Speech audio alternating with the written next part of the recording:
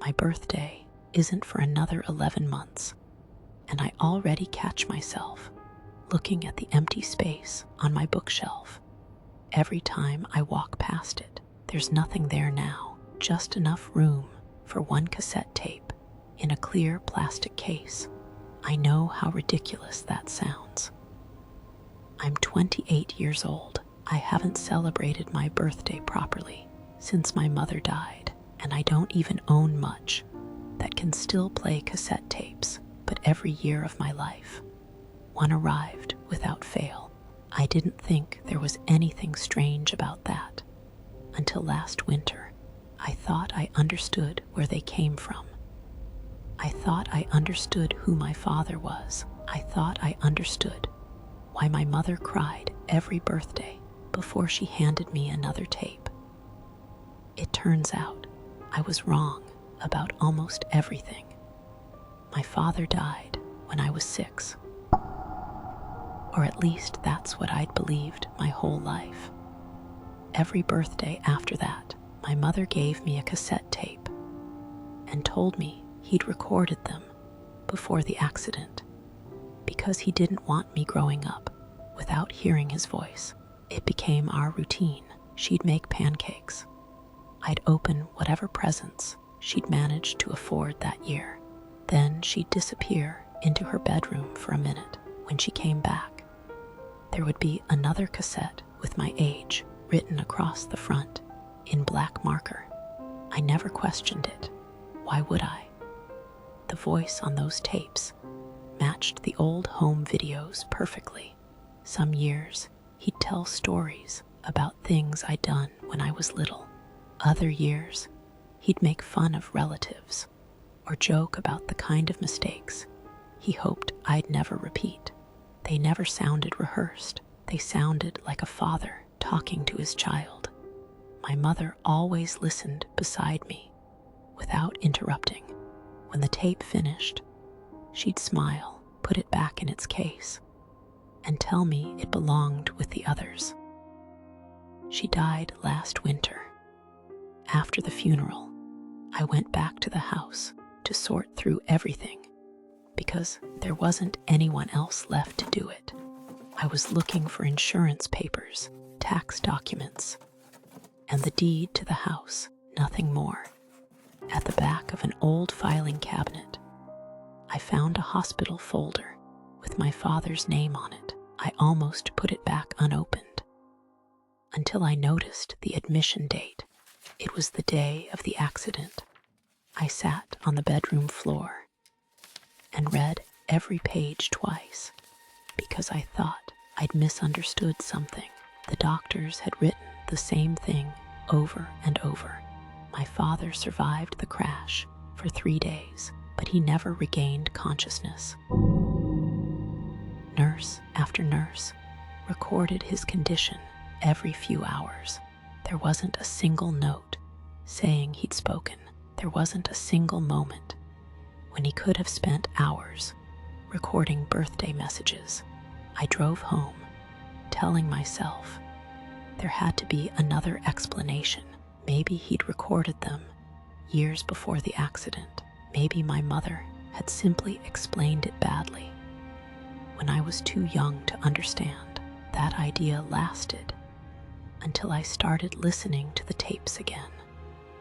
The tape marked 13 ended with my father laughing about the stray orange cat that refused to leave our backyard.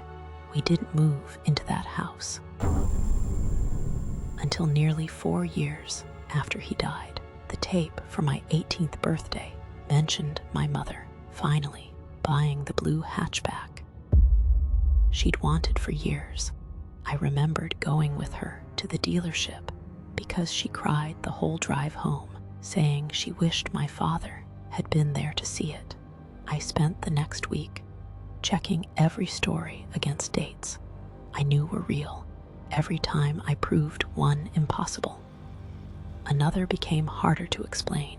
Eventually, I stopped asking how the tapes had been recorded and started asking why my mother had spent more than 20 years pretending they were from him. I worked ordinary questions into conversations with relatives without mentioning the tapes. Most answers matched my memories. Until I called my uncle, I asked if my father had ever joked about his driving.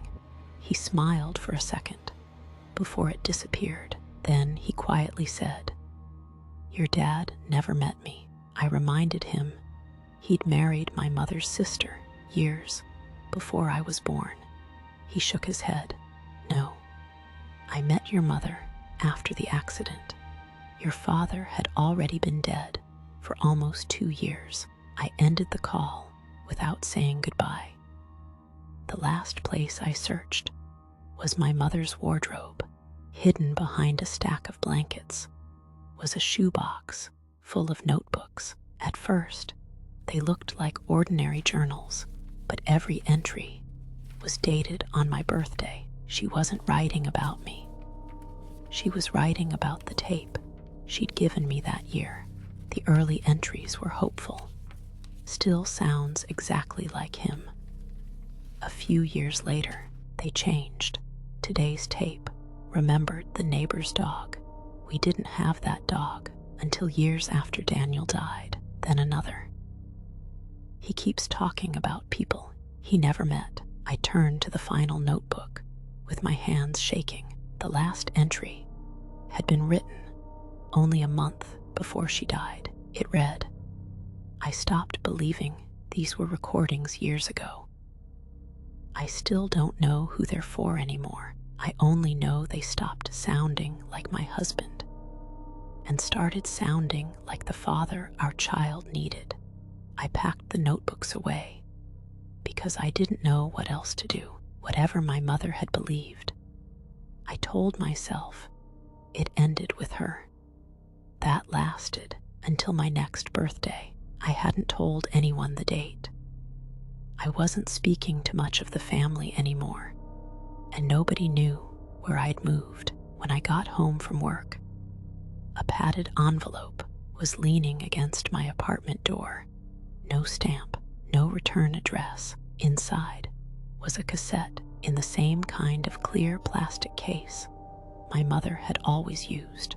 Across the front, in black marker, was a single number, 28. I still owned an old cassette player because I could never bring myself to throw the others away. I sat staring at it for almost an hour before pressing play. My father's voice came through the speaker exactly as I remembered it, only older somehow. He wished me a happy birthday, laughed about how I'd probably spent too much money fixing the leak under my kitchen sink, then said, "If you're wondering who left this outside your door, stop. You won't find an answer that makes more sense than the question." I paused the tape and walked into the kitchen. 2 nights earlier, I'd spent 3 hours underneath that sink after a pipe burst.